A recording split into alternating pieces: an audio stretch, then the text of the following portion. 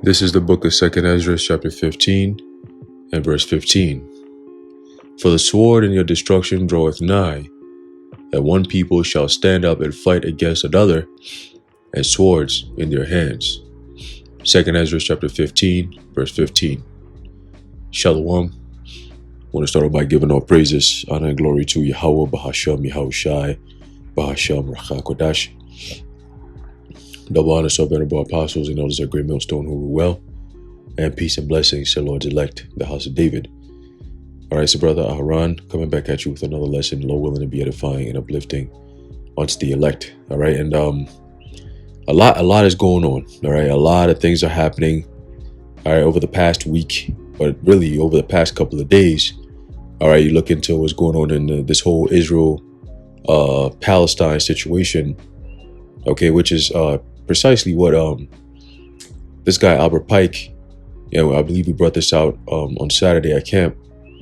All right, that Albert Pike had wrote a letter, all right, to Giuseppe Mazzini, okay, regarding the 3 world wars, okay, and how the 3rd World War will commence, okay, with a conflict between the so-called Arabs and the Palestinians, Israelis, and so on and so forth. Right now, this whole concept or conflict that's happening now is really starting to brew, all right, into what is going to be known as World War III.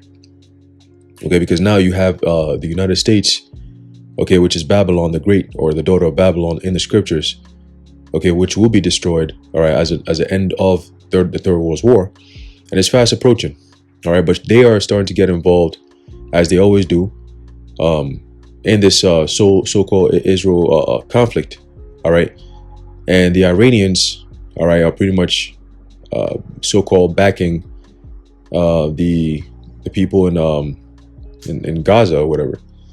Okay, so there's what they call Hamas. Okay, and you're having a conflict which the United States is trying to get involved in. Okay, and Turkey, which is a NATO country, just told the U.S. to stand back. All right, this doesn't concern you, so stand back. All right, which we're seeing all as biblical prophecy. All right, is taking shape. Okay, but all before that 3rd World War actually goes nuclear. All right, we're also looking forward to, a chaotic end of world type of scenario. Okay, we're talking these different countries, all right, including America, Babylon the Great, turning into upside down dystopian society, which will be ruled through so-called AI and these draconian measures. Okay, now that's not going to be there for long. Right, if you're seeing World War III brewing right now, and we know that America is going to be destroyed during the time of World War III, all right, then we know that the end of this kingdom is at hand. Okay, and that the only two, pretty much the only major prophecy left before this destruction is what? The mandatory implementation of the MOTB. Okay, and the whole system is already set up and built and ready to go. They just need to convince the people. They need to come up with one last major plan, one last narrative, all right, to kick the ball rolling. Okay, because they don't have much time. Let's read that real quick. Okay, let's get that in Revelation. All right, Revelation chapter 12 and verse 12. It says, "Therefore rejoice, ye heavens, and ye that dwell in them."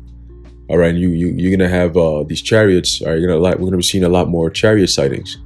All right, gonna be a lot more chariot sightings, even out there in these war grounds. Okay, these campuses. Okay, because guess what?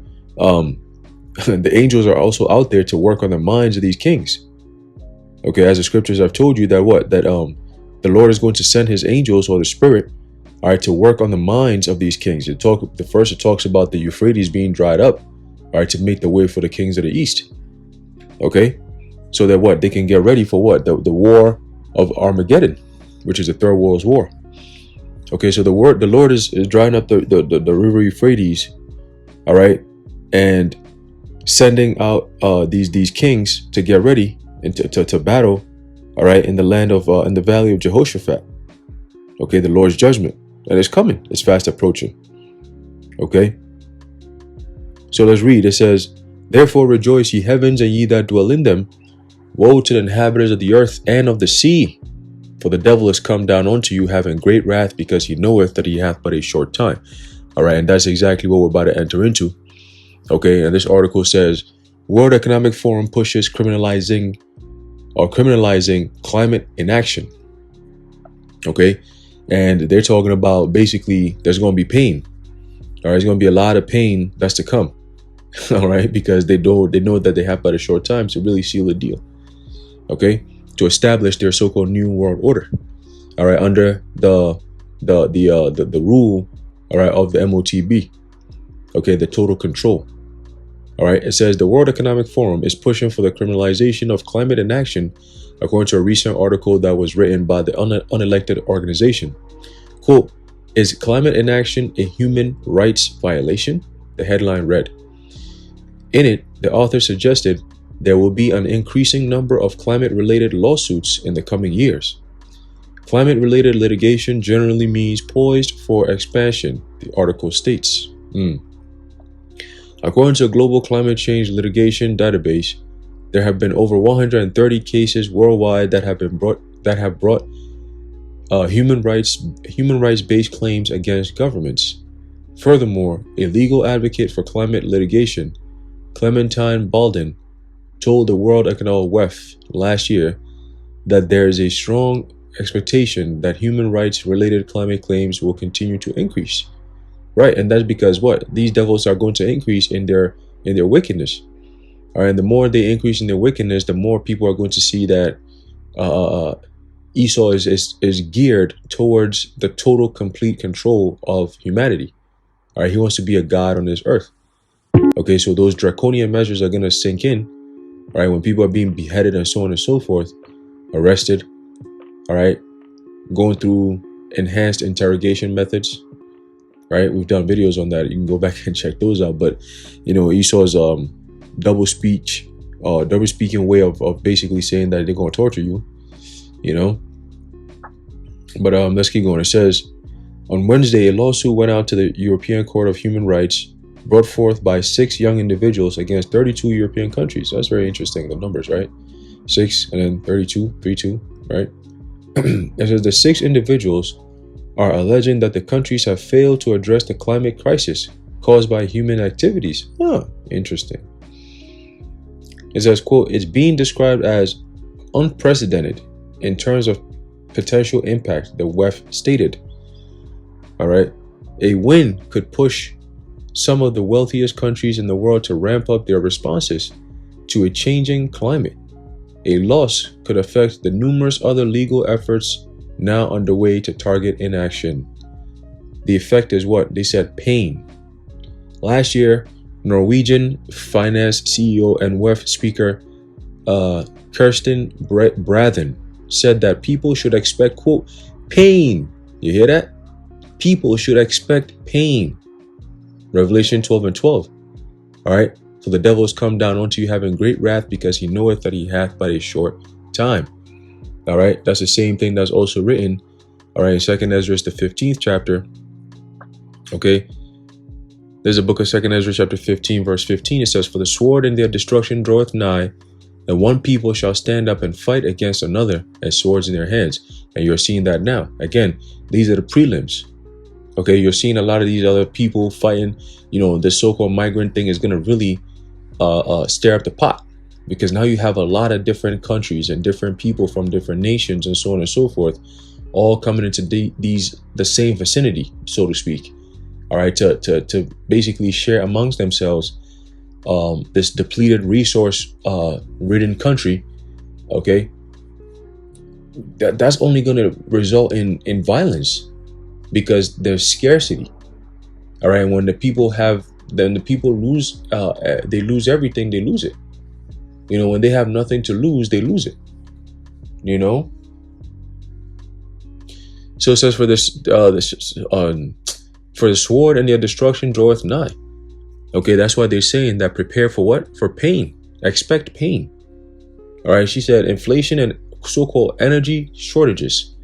All right, due to the World Economic Forum and the UN's climate change agenda. Okay. Wow. So as a result of their so-called agenda being carried out, people are going to go through pain. All right. And there's going to be a lot of energy shortages. All right. Meaning rationing. All right. It says, quote, "We need to accept that there will be some pain in the process," Brethren said. Now, see, they're opening up the way to justify their depopulation agenda. Okay. Because now there's limited amount of resources, quote, energy shortages, right? So now it's like, okay, well, this is why we have to depopulate, because look what we have now. You know, there's less people, there's more people, less food, and so on and so forth. The only way we can even these things out, all right, is by going on a mass depopulation, adventure, if you will. Okay, this is something that was also spoken of by, what's this guy? Joseph Malthus. Okay, the Malthusian theory. Okay, it's the same thing. All right, and who is back again in his incarnation, pushing this concept of depopulation? Joseph Malthus himself, aka Gil Bates. Okay, it says the pace, quote, "the pace that we need to, quote, end climate change will open up for missteps. It will open up for shortages of energy. It will create inflationary pressures, and maybe we need to start talking about that pain is actually worth it." You hear that? Here comes the pain. Okay, and that's Revelation 6:4 right there. Okay, these devils are going to be taking peace out of the earth. Okay, and there's another article, all right, which I was glancing through earlier. Okay, and they're saying that these devils are basically saying that that Adamic, there's something known as Adamic emotions. All right, it created an opportunity for them to push so-called climate fear. Okay, and those people behind that, we got John Kerry. Okay, his daughter, she's also part of it. You know, and pretty much everyone who works with the so-called World Economic Forum. Okay, so hey man, there's a lot going on. All right, there's just so much going on. You know, within the span of 24 to 48 hours, you've seen a complete different narrative going on right now. You know, and that's because Yahweh Ba'ashem Yahweh Shai, all right, is working. Okay, he's putting the finishing touches before he takes this place out. You know, and before Yahweh Shai, his son, comes back to deliver the elect. All right, as is written in the book of Matthew. Okay, chapter 24, verse 30 and 31. Okay, but again, remember, all these things are happening because we have the wicked who are in rulership. Okay, and the Lord is showing the world, all right, what happens when the wicked beareth rule. Okay, and it's an abomination or an abominable rule, all right, so to speak. Okay, there's a book of Proverbs chapter 16, all right, verse 12. It says, "It is an abomination to kings to commit wickedness, for the throne is established by righteousness." Exactly. So that throne that's going to be, all right, established, okay, by righteousness is going to be done through Yahweh Ba'ashem Yahweh Shai and onto the nation of Israel, starting with the elect. Okay, the whole entire earth is going to flourish, as is written in Proverbs 29:2. Okay, but it's an abomination to kings to commit wickedness, and Esau Edom is a king that has committed wickedness because he is the wicked. Okay, that is why the land that they're currently living in is getting bombed up right now. Right, if you are the so-called people of God, all right, and you're in your land, as is written in the scriptures, all right, for the Israelites to be returned back into the land, why do you have war? At what point, all right, in biblical history do we see the Lord come back and put the Israelites back into their land? That hasn't happened yet. So who are those people in that land right now who call themselves Israelis? Huh? Because the Lord is not coming to deliver Israelis. The Lord never had a contract with Israelis. There is no word Israeli in the scriptures. It's Israelites or Israel. Okay? The children of Israel, Yasharallah, which are the 12 tribes of Israel. Not no one, the so-called Jews, No. All right? And the day, as the days go by, all right, you devils are being exposed. Okay? You're being exposed for the hypocrites that you are and the devils that you really are, man. All right? And the Most High is bringing his son back down to what? To instill that order. All right, you devils going to be taking out that land. It's not your land. Okay? It's not your land, man. All right, it's all coming to a boiling point where America is about to be destroyed, period. All right, and so will Israel. All right, the land itself be cleansed, purified. All right, purified. All right, so I just wanted to bring that out real quick. Okay, there's a lot going on, like I said. All right, it's all leading to hell. All right, chaos. Okay, like the World Economic Forum is saying, what? Pain. Okay, here comes the pain. All right, so prepare, for the days are evil. Anyway, I'm gonna leave it off there. Lowell, and you are edified. I want to give all praises, honor, and glory to Yahweh, Bahasham, Yahweh Shai, Bahasham, Rakha Kodash, the water Yahweh, Bahasham, Yahweh Shai. And until next time, Shalom.